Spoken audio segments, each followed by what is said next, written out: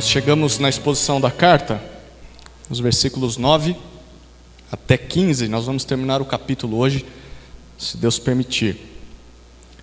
1 Timóteo 2, de 9 a 15. Nós já vamos fazer a leitura do texto. Enquanto isso, gostaria de fazer a minha introdução citando uma pesquisa feita nos Estados Unidos, em igrejas protestantes. Ela revela que uma igreja típica é constituída de uma maioria feminina. E nos números apresentam, em média, 61% dos membros são mulheres. E, obviamente, 39% são homens. A cada domingo, há 13 milhões de mulheres adultas a mais do que os homens nas igrejas americanas. Cerca de 25% de mulheres casadas, uma em quatro de mulheres casadas frequentam alguma igreja sem seus maridos. Uma em cada quatro. 19 milhões é o número de homens casados que vão à igreja todo domingo. Já o número de mulheres chega a quase 25 milhões. Essa pesquisa ela se baseia em dados norte-americanos, com certeza reflete a realidade de algumas igrejas, para não dizer muitas das igrejas brasileiras. O fato é que a cada dia que passa as mulheres estão mais ativas na igreja do que os homens. E se por um lado isso é bom por quê? Porque talvez pode significar que as mulheres têm mais facilidade em reconhecer que precisam da ajuda de Deus. Homens são mais duros, homens querem resolver as coisas sozinhos. Por um lado isso pode ser bom, mas por outro tem causado alguns problemas no meio evangélico. E por causa disso há uma discussão muito ferrenha sobre o papel do homem e da mulher dentro da igreja. Por exemplo, um grupo feminista evangélico acusa as igrejas mais, entre aspas, conservadoras de machismo. E por que afirma que igrejas conservadoras são machistas? Porque para essas pessoas, elas dizem, as igrejas conservadoras consideram a mulher inferior ao homem. Há movimentos, por exemplo, que afirmam que a própria Bíblia é machista. A Bíblia é patriarcal, já ouviu essa palavra? E o que essas pessoas fazem, elas traduzem a Escritura com os olhos de uma mulher. Há relatos de Bíblias que trocam Deus por deusa. Deus Pai por deusa Mãe. Dentre outras coisas. E cada vez mais nós vemos surgindo pastoras, presbíteras, bispas, profetisas e até apóstolas. E isso tem causado problemas. Não só dentro das igrejas, mas principalmente dentro dos lares cristãos. Por exemplo, se o marido ele precisa ser o líder e o cabeça do lar, a pergunta é: como é que vive um homem que é casado com uma pastora? Na igreja ele se submete à esposa, mas em casa é a esposa que se submete a ele. Como isso funciona na prática? Se a mulher for uma pastora de tempo integral, quem é que vai cuidar dos filhos? Será que é o pai? Isso não seria uma inversão bíblica dos papéis dados por Deus para cada um? Bom, em meio a tantos problemas, há ainda aquelas mulheres que reconhecem que Deus requer delas um papel diferente das funções que Ele deu ao homem, por exemplo. Mulheres que entendem: olha, Deus me deu um papel diferente na igreja, Deus me deu um papel diferente do que o meu marido no lar. Mas essas mulheres também têm lutado com alguns dilemas. Por exemplo, muitas mulheres questionam o seu valor na sociedade, e principalmente o seu valor na igreja. Talvez se sintam descartáveis, deixadas de lado quando o assunto é tomar decisões importantes. Irmãs que podem se perguntar como é que podem ser úteis no serviço a Deus. Úteis no serviço a Deus, já que na igreja o ensino, a liderança, o pastoreio e muitas outras áreas, até partes da música, muitas vezes é dominada apenas por homens. Tem mulheres que também têm se questionado se a sua vida tem alguma importância para a sociedade. Porque elas não realizam, entre aspas, grandes feitos, uma vez que têm de ficar se dedicando exclusivamente a apenas serem esposas e mães. E talvez alguns desses seja o caso de algumas mulheres aqui presentes. Eu disse pela manhã que Deus tinha uma palavra especial para as mulheres. E aprove a Deus, na sua soberania, que na exposição de 1 Timóteo, nesta data em específico, estivéssemos diante desse texto. Eu não planejei isso, tá? Foi Deus na sua soberania. A gente só foi dividindo o texto e deu nisso aí. Como que mulheres devem enxergar o seu papel na igreja e no lar? Que respostas Deus tem para nós diante de um cenário como esse? Como que as mulheres podem ser úteis? Como que elas podem se sentir realizadas? E como é que pais e filhos podem ajudar suas esposas ou mães a cumprirem o seu papel diante de Deus? Esse texto de 1 Timóteo 2, de 9 a 15, foi registrado para responder questões como essas. Eu gostaria que nós lêssemos esse texto e depois nós vamos orar. Diz assim a palavra de Deus: do mesmo modo, quero que as mulheres se vistam com decência, modéstia e discrição, não com tranças, nem com ouro ou pérolas, nem com vestidos caríssimos, mas que se vistam de boas obras, como convém a mulheres que afirmam servir a Deus. A mulher deve aprender em silêncio, com toda a submissão, pois não permito que a mulher ensine, nem que exerça autoridade sobre o homem, mas esteja em silêncio. Porque Adão foi criado primeiro, e Eva depois. E Adão não foi enganado, mas a mulher é que foi enganada e caiu em transgressão.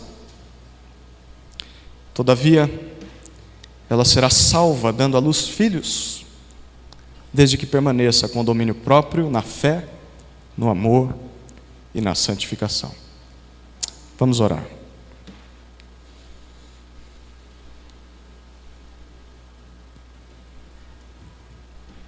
Pai querido, nós estamos diante da Sua palavra e nós reconhecemos que esse é um tema complexo, é um tema difícil, mas nós sabemos que se está na Escritura é porque visa o nosso bem pessoal e como igreja. Então nós imploramos a Sua ajuda nessa hora, Deus. Que o Seu Espírito abra o nosso coração e aplique o significado dessas palavras nas nossas vidas. Nós pedimos para que o Senhor quebrante os homens dessa igreja, para que esses homens reconheçam onde têm falhado. Pedimos que o Senhor console aquelas irmãs que precisam de encorajamento e exorte aquelas que estão falhando nessa área. Nós suplicamos pelo Seu direcionamento, por Sua graça durante a exposição desse texto. E assim nós oramos no precioso nome do Seu Filho Jesus. Amém. Alguns afirmam que o que Paulo diz nesse texto é algo machista. Outros alegam que isso não é mais relevante para os dias de hoje, que é algo ultrapassado. Mas o que nós vemos aqui é a vontade de Deus para todas as mulheres, em todas as épocas. Mesmo que os tempos mudem, nós cantamos: a Tua palavra permanecerá. A vontade de Deus, nós sabemos, continua sendo boa, perfeita e agradável. E se era a vontade de Deus naquela época, continua sendo vontade de Deus nos dias de hoje, e ela deve ser aplicada por todos nós, mesmo que o mundo diga o contrário, mesmo que o nosso pecado diga o contrário. Quanto à ideia do machismo, quem diz que esse texto é machista, na verdade não entende de fato o que significavam essas palavras na época em que Paulo as escreveu. Como nos dias de hoje, apesar de muitos avanços na cultura antiga, as mulheres sempre foram tratadas com desdém. Só para você ter uma ideia, na Palestina do primeiro século havia uma oração que todo judeu fazia de manhã. Ele orava assim: olha, Senhor, obrigado por não me ter feito nascido gentil ou pagão, escravo ou mulher. Era isso que ele orava. Na lei criada pelos judeus era comum o divórcio, só que só o homem poderia se divorciar, a mulher não. Então o homem poderia ter várias mulheres, trair a sua mulher, ela não tinha direito nenhum de ter palavra. Mas a mulher poderia, por exemplo, queimar o feijão, e o marido já poderia dar carta de divórcio para ela. A mulher não tinha direitos naquela época. Os gregos entendiam que as esposas serviam só para criar filhos, para cuidar das casas, e que os prazeres e a amizade, o companheirismo só seriam encontrados fora de casa. Um político grego chamado Demóstenes certa vez disse o seguinte: olha, abre aspas, nós temos prostitutas para o prazer, concubinas para o sexo diário e esposas com o propósito apenas de ter filhos legítimos. Um político falando isso. Os romanos diziam que as mulheres tinham direito apenas de serem escravas. Quando ainda eram só filhas, elas eram consideradas propriedade do seu pai. Quando casavam, se tornavam propriedade de seu marido. Certo historiador escreveu assim, abre aspas, naquela época, a mulher tinha incapacidade legal idêntica à da escravidão, sendo a sua posição descrita, me desculpe o termo, como imbecis. Essa era a visão da mulher naquela época. Até mesmo o islamismo, desde quando surgiu lá no século VI, o islamismo não fala nada a respeito da mulher no seu livro sagrado, ao Corão. A única referência a mulheres no livro sagrado do islamismo é que o homem teria 7 virgens no paraíso, direito a 7 virgens no paraíso. E a mulher muçulmana, ela simplesmente não tem nenhuma perspectiva ou nenhuma garantia de que ela vai para o mesmo céu que os homens. Ela faz tudo o que faz com a expectativa de que o Deus do Islã, Alá, tenha misericórdia pela vida dela no último dia. Por isso, quando Paulo cita mulheres, ele já está indo na contramão da cultura. Mulheres não eram consideradas pessoas naquela época. E Paulo diz: eu tenho uma palavra para as mulheres, porque elas são gente e são importantes para Deus. Quando Deus fala do papel do homem e da mulher, Deus dá a dignidade que a mulher merece a ela. A mulher não é um cachorro sarnento que simplesmente serve para obedecer às ordens do seu dono, que é o homem. A mulher, pelo contrário, ela é tão importante para Deus quanto o homem. A mulher merece respeito e igualdade. Ela é tão cristã quanto o homem. Ela é tão filha de Deus quanto o homem. Ela tem os mesmos direitos que o homem, mas segundo Deus, ela tem papéis distintos, diferentes dos papéis do homem. Deus os criou iguais em posição. Ambos são imagem de Deus. Deus criou o homem, homem e mulher os criou. Ambos têm a imagem de Deus, mas Deus deu uma função diferente a cada um. Um não é melhor que o outro, apenas desempenham papéis diferentes. É como a Trindade. Já ouviu falar da Trindade? Deixa eu te apresentar a Trindade: Pai, Filho e Espírito. Pai e Filho são um em essência, iguais no ser, mas diferente no fazer. Jesus Cristo se submete à vontade do Pai para nos salvar. Isso não torna Jesus inferior. Ele só está cumprindo outra função. É a mesma ideia com homens e mulheres. E isso é importante, porque se o papel que Deus deu à mulher for cumprido, então a mulher vai encontrar nisso a real liberdade em ser mulher. Isso é o verdadeiro feminismo bíblico. Cumprir o papel ao qual Deus lhe deu para que cumprisse.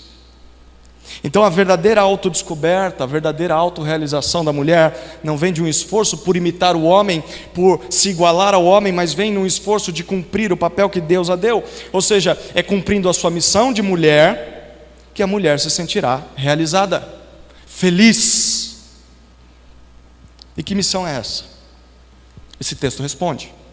Pelo menos como Deus espera que a mulher haja no contexto, primeiro, do culto público, quando a igreja se reúne, e segundo, sobre a sua responsabilidade dentro da sua família. E ao que parece, a igreja em Éfeso estava enfrentando grandes dificuldades com algumas mulheres, quando o assunto era essa ordem e decência no culto. E o meu alvo aqui é dividir o tempo que resta desse sermão em 3 partes. Primeiro, nós vamos falar sobre como Paulo orienta que deverão ser as vestimentas da mulher no culto, versículos 9 e 10. Segundo, nós vamos meditar sobre as restrições que Paulo, inspirado por Deus, impõe às mulheres na igreja, versículos 11 a 14. Em terceiro lugar, nós vamos refletir sobre qual deveria ser o alvo do ministério de cada mulher na vida cristã. Versículo 15. Vamos olhar primeiro para a vestimenta das mulheres. Versículos 9 e 10. Olha o que o texto diz.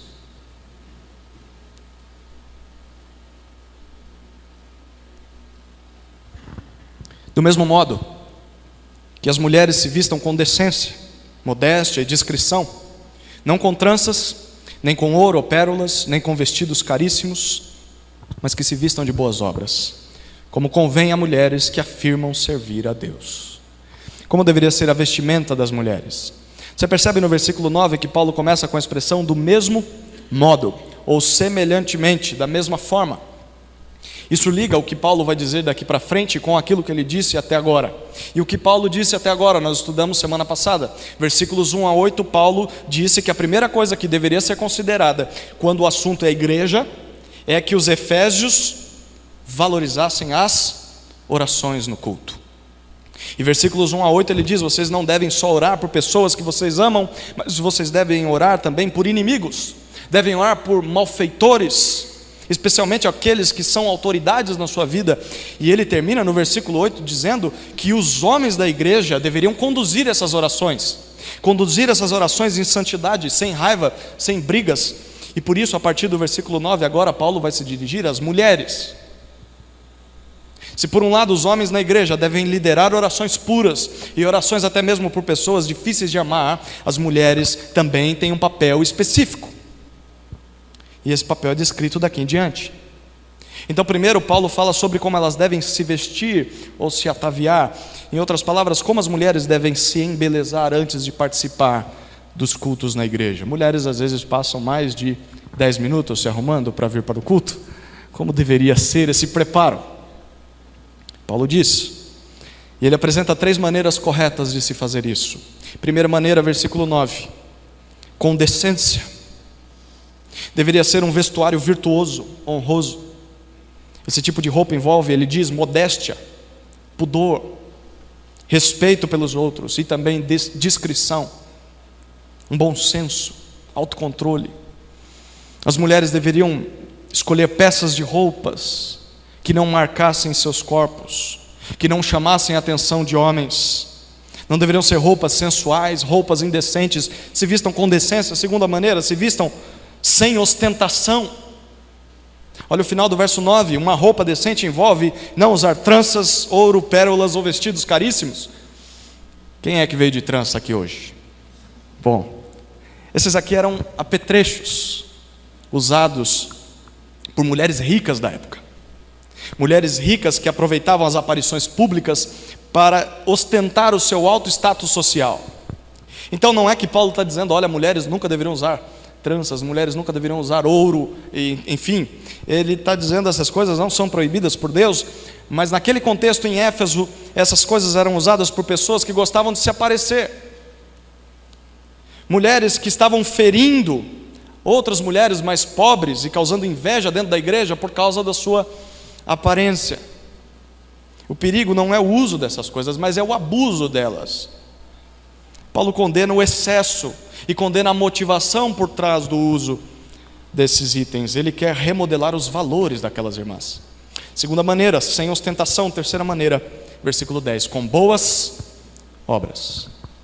Ao contrário, Paulo afirma, convém, é próprio a mulheres que dizem servir a Deus, aquelas mulheres que reivindicam temer ao Senhor, se vestir de boas obras. O problema não é valorizar a aparência externa, isso é bom, e é belo quando mulheres fazem isso. O problema está em colocar a aparência externa acima da aparência interna. É óbvio que elas deveriam se cuidar, é óbvio que elas deveriam se preocupar com a vestimenta, mas mais importante do que isso, estava em como deveria ser a sua vida e o seu caráter. O seu maior desejo não deveria ser comprar uma bolsa de marca ou um vestido da moda, mas deveria se revestir de ações honradas, práticas honestas, valorosas. O padrão para mulheres de Deus não deve ser a ostentação ou as riquezas, mas sim a decência. E essa decência deve ser vista não só em roupas, mas principalmente em ações. Porque mulheres discretas e piedosas são mais importantes para Deus que mulheres espalhafatosas e arrogantes. Paulo está lembrando às mulheres que há só dois tipos de beleza feminina: há a beleza física e há a beleza moral, há a beleza do corpo e há a beleza do caráter. E por isso a igreja deveria ser um verdadeiro salão de beleza, mas um salão de beleza que encoraja as mulheres a se vestirem de boas obras, e não só estarem aqui com roupas decentes. Isso significa que vestimentas ostensivas, vestimentas sensuais, podem até ser normais para mulheres que não temem a Deus, mas deveriam ser vergonhosas para aquelas que se dizem cristãs. Não que mulheres deveriam abandonar o cuidado com a sua aparência, mas que não deveriam colocar nisso a sua razão de existência. Antes de se embelezar, mulheres cristãs deveriam primeiro responder: com essa roupa, eu vou parecer arrogante? Eu vou parecer superior às outras mulheres? Com essa maquiagem, eu vou ser o centro das atenções no culto? Com essa saia ou com esse decote, eu vou atrair olhares sensuais dos homens? Porque para mulheres do mundo, a resposta para essas perguntas, se ela for sim, então isso é um motivo para que elas usem essas roupas. Mas para você, mulher temente a Deus, se você tiver esse mesmo sim para essas perguntas, isso deveria te fazer mudar de vestuário. Assim você estará sendo decente e não indecente. Mulheres de Deus deveriam se preocupar mais com a beleza espiritual do que com a aparência física. Boas obras são mais importantes que boas impressões às pessoas. Você quer que os outros te notem, mulher? Quer que os outros percebam você chegando? Quer chamar a atenção? Quer ser reparada? Então que seja pela sua modéstia, que seja pela sua humildade, que seja pelo seu serviço a Deus, que as suas obras apareçam mais do que o seu vestido, que o seu caráter piedoso brilhe mais que o lápis no seu rosto, no seu olho. Isso deveria ser prático para mulheres, mas também para jovens aqui presentes. Sabe aqueles meninos aí, você que é solteiro, isso aqui é para você. Você que está na captura, à procura da candidata ideal para o casamento. O seu foco deveria ser direcionado em moças que cuidam não só da aparência externa, isso é legal, mas moças que principalmente sejam decentes, moças que busquem boas obras. Porque beleza física, e os mais velhos podem concordar, beleza física, roupas caras, maquiagem bem feita, tudo isso dura até certo momento. Porque haverá um momento em que a roupa vai ser trocada, haverá um momento em que a maquiagem será tirada e a idade virá. E sabe o que sobra? Depois que tudo isso passa, sobra o caráter. E se o caráter dessa moça não é igual ao caráter de Cristo, ela não tem nada a te oferecer a não ser a aparência física. Meninas de Deus buscam uma aparência espiritual, boa aparência espiritual, porque sabem que jovens de Deus estão buscando isso nelas, e não estão buscando uma jovem apenas sensual e bonita. Isso eles têm lá fora, sem caráter. Será que vão encontrar aqui dentro também? Igual? Mas isso também é prático para os maridos, e aqui eu me incluo. Nós maridos, e todos os presentes, também deveríamos nos beneficiar com esse texto. Porque nós deveríamos incentivar nossa esposa a priorizar mais o caráter do que a roupa de luxo. Nós deveríamos valorizar mais um coração piedoso do que um corpo sarado. Porque homens gastam muito para que a mulher compre aquele vestido, isso quando gastam, né? Mas que compre aquela maquiagem, que faça aquela academia, mas quando é para investir no seu coração, não fazem nada, não movem uma palha. O seu esforço deveria ser mais pelo caráter da sua esposa do que pela aparência da sua esposa. E como pais também, nós deveríamos fomentar isso nas nossas filhas. Vale mais que sua filha seja uma moça temente a Deus, discreta na sua vestimenta, piedosa, do que ser uma moça muito bonita para a sociedade, mas vulgar e maligna no seu coração. O culto a Deus não deve ser um desfile de modas, mas sim um desfile de boas obras. É assim que as mulheres deveriam se vestir no culto público. Segundo, Paulo fala a respeito das restrições que Ele dá às mulheres, inspirado pelo Espírito Santo. Olha o que os versículos 11 a 14 nos dizem.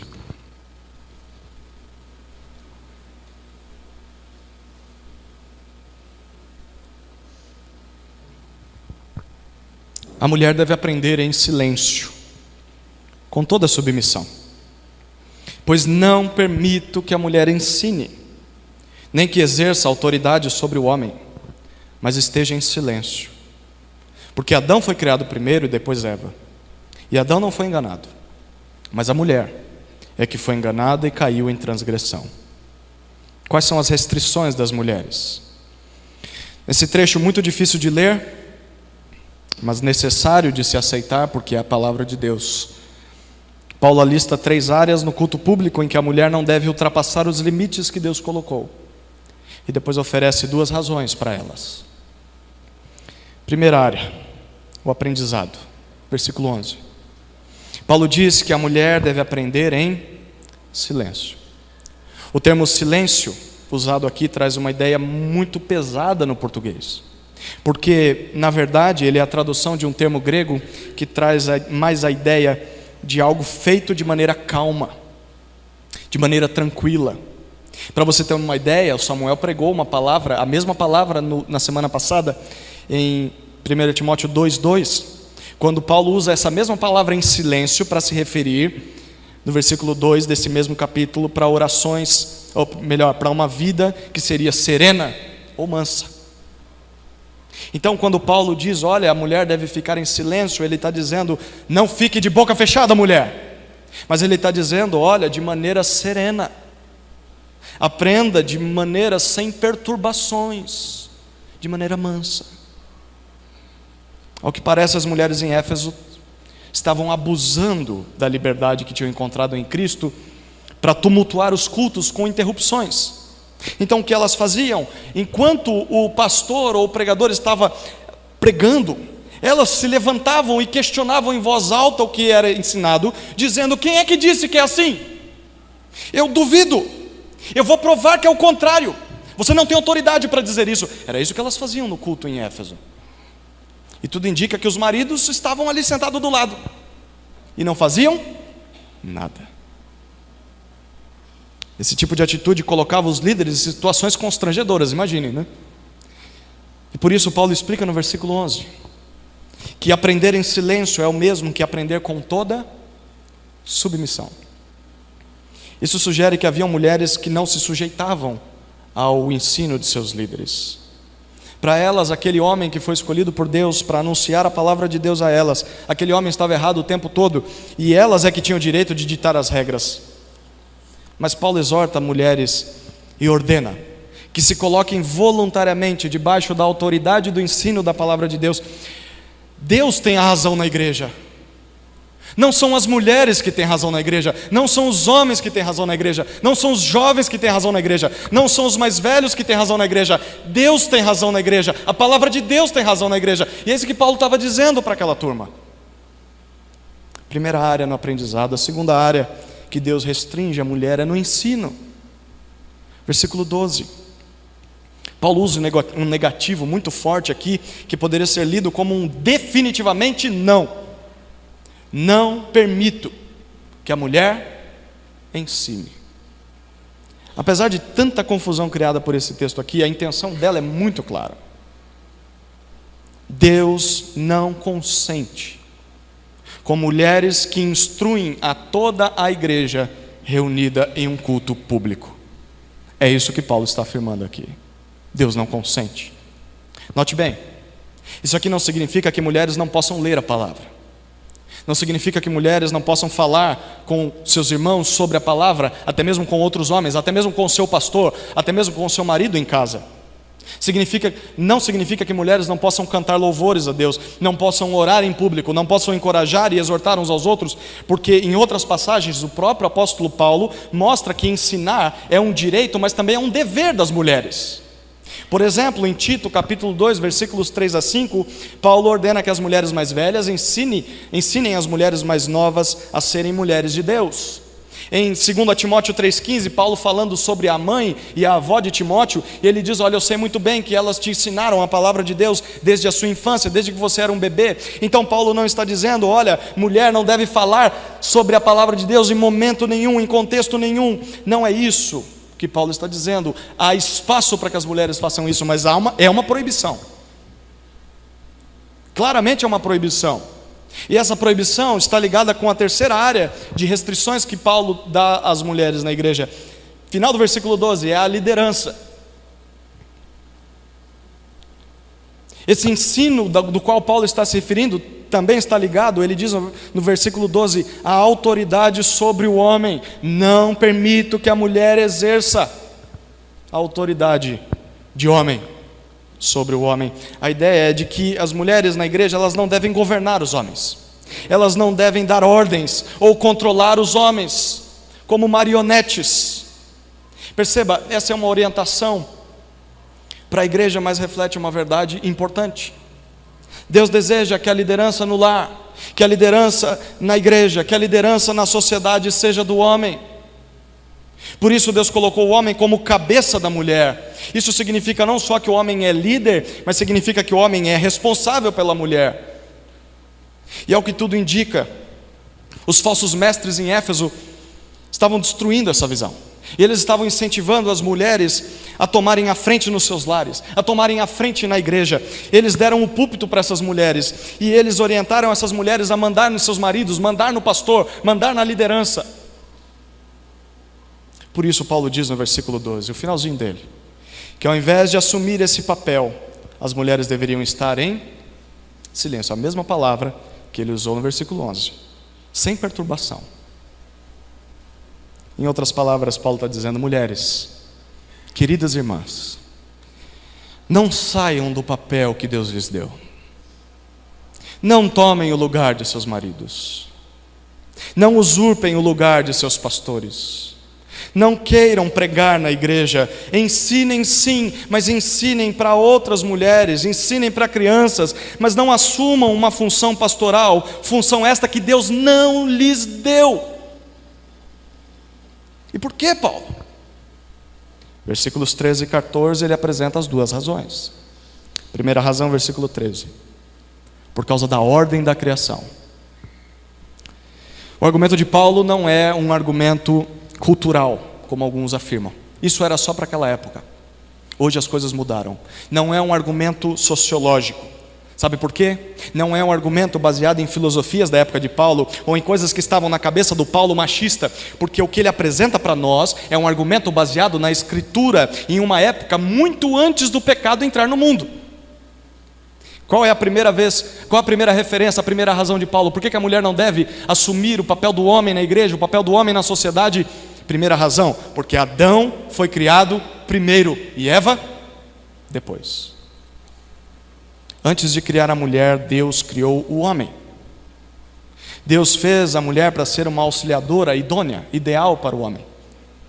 E Deus sempre considera o primeiro, você lê isso na Bíblia, o primogênito, como responsável pelos que virão depois. É por isso que nós caímos no pecado por causa de Adão e não por causa de Eva. Já parou para pensar nisso? Quem é que come o fruto primeiro? Eva.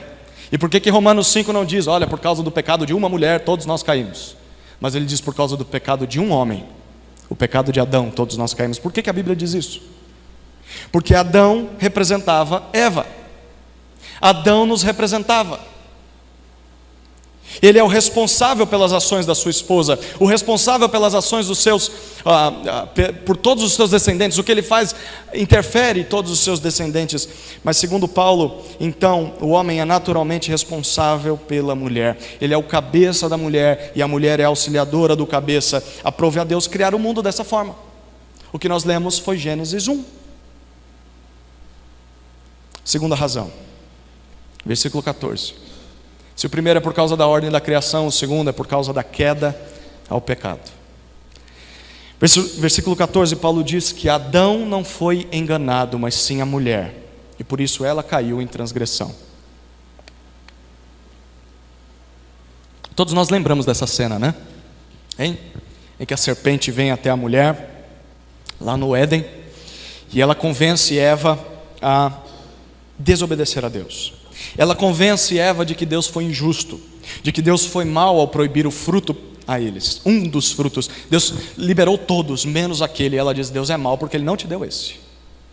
E Eva cai na sedução da serpente, e ela desobedece a Deus, e ela come do fruto, e depois dá o fruto ao seu marido, que também come. Mas segundo Paulo, a mulher faz isso por ter sido iludida, mas o homem, não.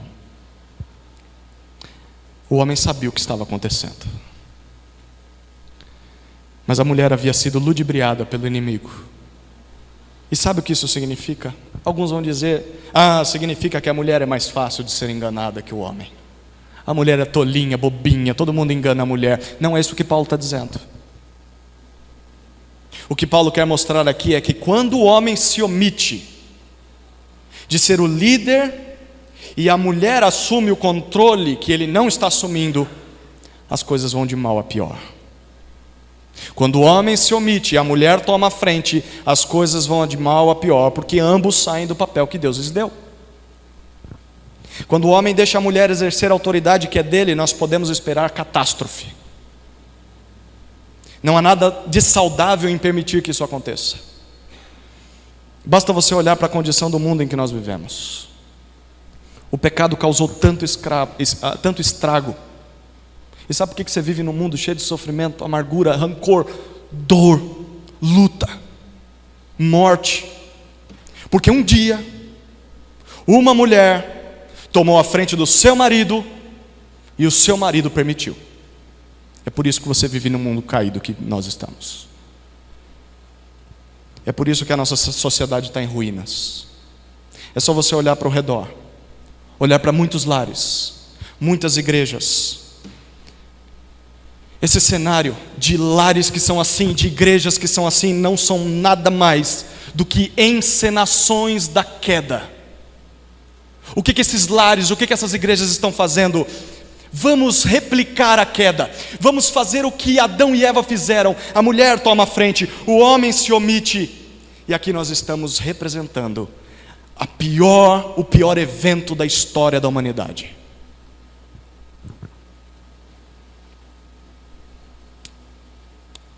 Como algo produtivo e como algo que glorifica a Deus pode surgir de um exemplo tão negativo? Através desse texto fica claro que Deus delimitou o papel de ensino e o papel de autoridade na igreja aos homens. E mulheres tementes a Deus, quero crer que todas aqui, devem se submeter à vontade do Senhor. Por essa razão nós precisamos saber que é vergonhoso, quando uma mulher confronta ou questiona o ensino ou a autoridade do seu líder ou do seu pastor em um ambiente de culto público. Ela pode fazer isso em secreto, pessoalmente, em outra ocasião, mas nunca na frente dos outros. Mais vergonhoso ainda é para o seu marido. O marido que permite que a sua esposa seja topetuda. Sabe esse termo? Isso aí é dos antigos, né? Nariz empinado, que não abaixa a guarda para ninguém, é do jeito dela e vai ser assim. É vergonhoso mais para o marido que permita que sua esposa é assim e assuma a liderança no seu lar. Por isso, todos aqueles aqui do sexo masculino, crianças, jovens, adultos, nós devemos entender que é nossa responsabilidade, é responsabilidade do homem pastorear a esposa e ser capaz de ensinar a esposa e responder as perguntas que a esposa faz quando as perguntas surgem, e não deixá-las passar vergonha confrontando a autoridade de seus pastores. Queridos, eu vou ser muito claro, e talvez eu encare olhares de fuzilamento. Estou a semana inteira orando por isso. Pode caprichar. Deus nunca instituiu pastoras, e Deus não as aprova. Deus nunca instituiu pastoras, e Deus não as aprova. Pastoras usurpam um papel que não é seu. Mesmo que essas mulheres façam coisas boas, elas estão em clara desobediência ao que Deus ordena nesse texto. Por mais duro que isso seja, é o que a Bíblia ensina. E é o que nós devemos acreditar e aceitar e nos submeter.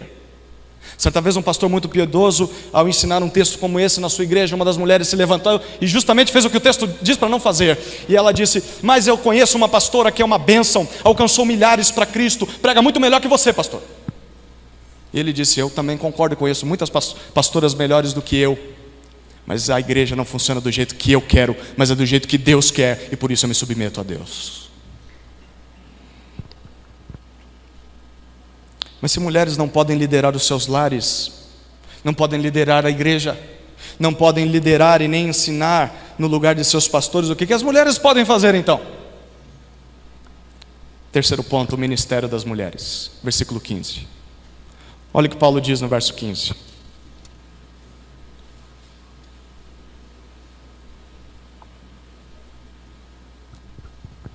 Todavia, ela será salva, dando à luz filhos, desde que permaneça com domínio próprio, na fé, no amor e na santificação. Paulo usa o termo todavia, ou entretanto. Ele vai apresentar um contraste. Ao invés da mulher assumir a frente nos cultos da igreja, ao invés da mulher assumir a frente na liderança do lar, ela será salva dando à luz filhos, ou através da sua missão de mãe. O que Paulo quer dizer com ser salva? Será que Paulo está aqui afirmando que gerar filhos produz a salvação de uma mulher? Quer dizer então que aquelas que são estéreis, que nunca se casaram, vão para o inferno? É isso que Paulo está dizendo? Não, com certeza não, porque semana passada nós vimos em 1 Timóteo 2,5, que Paulo diz: porque há um só Deus, um só mediador entre Deus e os homens, Cristo Jesus homem. Há só um que pode dar a salvação, e esse é Jesus Cristo. Então a salvação só vem pela fé em Cristo. Acontece que esse mesmo termo que Paulo usa aqui no versículo 15 pode significar ser preservada, ser poupada de algum mal. Então a ideia de Paulo é assim, olha, uma vez que a queda ao pecado nos levou à catástrofe. E por que nos levou à catástrofe? Porque a mulher tomou a frente do marido. O que pode resgatar a mulher desse perigo de fazer a mesma coisa, o que pode consertar o erro da mulher, o que pode tornar a mulher saudável novamente, é cumprir a missão que Deus lhe deu, que não é tomar a frente do seu marido, que não é tomar a frente da igreja, mas é ser esposa e é ser mãe. Se ela parar de tentar ter o controle da igreja, se ela parar de tentar ter o controle do seu marido, do seu lar, e ela dedicar a sua vida a criar os seus filhos no caminho do Senhor e auxiliar o seu esposo nesse processo, nos afazeres diários, ela vai encontrar verdadeira satisfação. Essa mulher não vai seguir os passos da sua primeira mãe desobediente, que foi Eva. Aqui eu preciso perguntar algo para você, mulher. Alguém aqui consegue ver algum bom exemplo na vida de Eva? Cite para mim um. Você consegue ver? Pode abrir a sua Bíblia, Gênesis de 1 até 4. Diga para mim um. Únicos bons exemplos de Eva: gerar filhos. Porque quando ela saiu desse papel, só mau exemplo. Graças a Deus que ela teve filhos, porque Jesus veio de um desses filhos. Preste atenção em Eva. Eva não ouviu seu marido. Eva deu atenção à voz de Satanás. Eva desobedeceu a Deus. Eva levou o seu lar para a ruína, porque ela convenceu o seu marido de fazer a mesma coisa que ela tinha feito. Quero perguntar, alguma irmã aqui gostaria de ser comparada a Eva? Irmã, você é como uma Eva no Jardim do Éden. Gostaria? Com certeza não, né? Se você não gostaria de ser comparada com Eva, então se dedique ao papel que Deus te deu, de esposa e mãe. E não tente usurpar o papel de liderança que Deus concedeu aos homens. Porque quando uma mulher se coloca à frente do homem, ela está imitando Eva. Mas quando uma mulher aceita o seu papel e se submete à vontade de Deus, ela estará consertando o estrago que Eva causou. Ela estará vivendo para o propósito para o qual Deus a criou. Mas só criar filhos não é tudo na vida de uma mulher. Versículo 15 termina que Paulo diz que ela diminuirá os efeitos da queda ao pecado desde que permaneça, ou que tenha domínio próprio, tenha um bom senso, tenha autodisciplina. E ele diz em 3 áreas que ela tenha autodisciplina, bom senso no amor, ou melhor, na fé, no amor e na santificação. Uma mulher de Deus, ela não desfalece na sua confiança em Deus, ela não desfalece na prática do amor, e ela não desfalece na busca por ser igual a Cristo. Em outras palavras, o que Paulo está dizendo nesse texto é o seguinte: a mulher mostrará que de fato é útil para Deus, e que de fato é útil para o mundo, não querendo ensinar na igreja, ou não tomando o lugar de liderança do homem, mas ela mostrará que é útil para Deus e útil a esse mundo, sendo submissa ao que ela aprende na Bíblia, se sujeitando ao seu marido, criando os seus filhos como deve. Esse é o papel que Deus deu a ela, e ela deveria ficar satisfeita em cumprir esse papel. Aliás, é nisso que a mulher vai encontrar a verdadeira felicidade, e não em tentar ser uma coisa para a qual ela não foi criada. Já viu as crianças brincando com aquela caixinha de madeira que tem estrela, uma lua, um sol, e eles ficam tentando encaixar a estrela na lua? Eles não conseguem, e eles se frustram, não é? Fica com raiva e joga aquilo na parede, porque eles estão encaixando no lugar errado. Mulher, você só vai se frustrar tentando ser o que Deus não te criou para ser. Agora, experimente cumprir o teu papel. Você vai encontrar satisfação, prazer, alegria. Queridos, o que mostra de verdade que uma mulher entendeu o Evangelho e que uma mulher crê no Evangelho não é o fato de que ela vem para a igreja dela todos os domingos e prega na igreja dela. O que mostra que uma mulher entendeu o Evangelho é o fato dela se submeter à vontade de Deus no dia a dia, amando o seu marido e criando seus filhos. Mais vale para Deus uma esposa e mãe piedosa e submissa que uma líder e pregadora famosa e conhecida. Deveria ser vergonhoso para uma mulher deixar o seu lar para assumir funções de homem na igreja. Porque se ela fizesse com excelência o que ela tem de fazer em casa, não sobraria tempo para ela se aventurar na pregação e na liderança da igreja. E se ela quiser assumir papéis de homens, quem é que vai cuidar dos seus filhos? Esse é o ministério que restaura a mulher de um desvio de função. Se dedicar com toda a sua energia à criação dos seus filhos. Mulheres que se permitem sair do seu papel bíblico, mulheres que querem liderar a igreja, mulheres que querem pregar, acabam não fazendo nem uma coisa nem outra com excelência. Porque se forem boas pastoras, estarão desobedecendo a Deus e pior, estarão perdendo seus lares. Mulher, e essa palavra é para você. Se a sua família é negligenciada, saiba que para Deus você é mal sucedida, mesmo que tenha uma igreja inteira e cheia para te ouvir todos os domingos. Se a sua família é negligenciada, você é mal sucedida diante de Deus, mesmo que você tenha centenas e centenas de milhares de funcionários que se submetem a você no trabalho. Mesmo que você tenha milhares de alunos a quem você ensina na escola ou na faculdade, se a sua família está sendo negligenciada, Deus diz: você é mal sucedida, mulher. Não há problema em ser professora, não há problema em trabalhar fora, desde que você não negligencie o seu lar. Porque, ou melhor, é por isso então que Deus quer que você foque o seu propósito de vida, o alvo que Deus tinha quando te criou. Foque nisso. Dar à luz, criar e preparar homens e mulheres de Deus, para que vivam em temor a Deus, no mundo de Deus. Os seus filhos, mulheres, são o seu maior ministério. E se você não tem filhos, você deveria usar o seu tempo para fazer isso com os filhos de outras mulheres, que talvez não tenham mães, presentes. Na igreja, na família, na comunidade. É isso que vai te dar satisfação de alma, e com certeza isso vai abençoar a muitos. É o melhor que você pode fazer pela igreja. É preparar a futura geração da igreja. Imagine que responsabilidade, imagine que privilégio Maria teve ao educar, ao criar, ao alimentar Jesus Cristo. Imagine que privilégio grandes mulheres do passado, com bebês como Charles Haddon Spurgeon, Martin Lloyd Jones, João Calvino.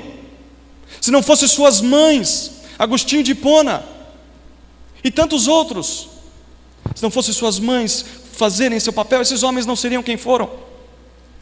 Talvez você pode ser mãe de um grande homem e uma grande mulher de Deus, e você está trocando isso por migalhas.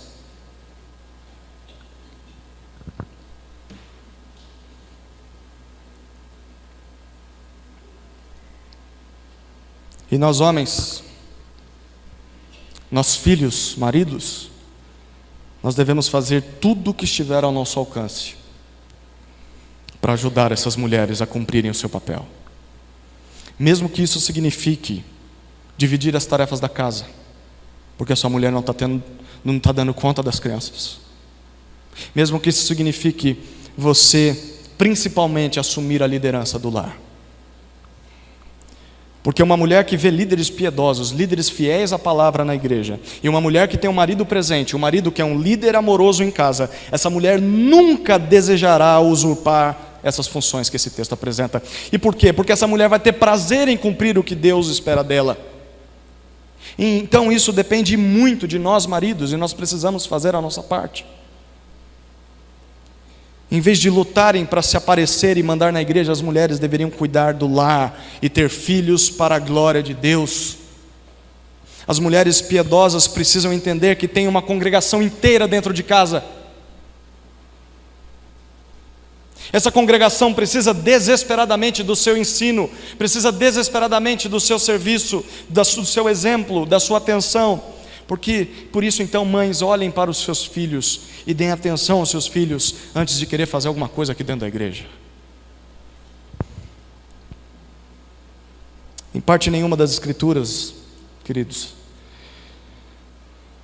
Deus considera a mulher inferior ao homem. Para Deus ambos são iguais em importância. Porém a cada um o Senhor conferiu uma missão diferente. O homem deve liderar como Cristo e a mulher deve auxiliá-lo nessa tarefa. Mas nós sabemos que o pecado manchou esse padrão. E o pecado colocou um contra o outro. Desde a queda ao pecado, a mulher tem o desejo de dominar o homem, e o homem, por sua vez, ou se omite da liderança como Adão fez, ou ele usa da força para liderar a mulher, e de maneira errada. Mas Jesus Cristo veio ao mundo para restaurar esse relacionamento entre o homem e a mulher, e entre ambos e Deus. Jesus veio reconciliar o homem consigo e reconciliar o homem e a mulher.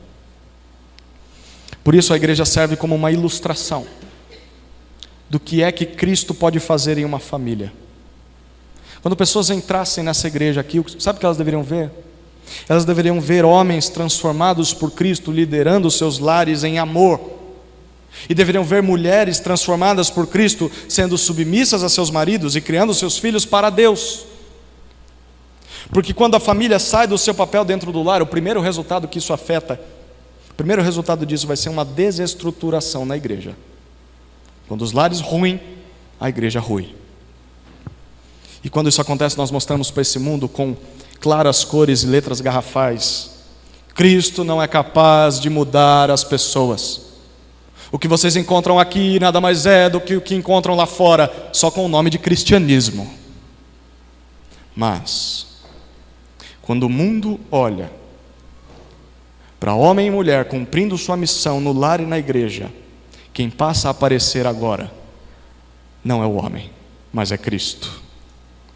E não é a mulher com as suas roupas extravagantes, com a sua liderança, e nem o homem com a sua covardia ou com a sua vergonha. É Cristo quem aparece. Então assim é a Ele que a glória será dada, e não a homens ou mulheres. Que esse seja o nosso alvo, queridos. Amém.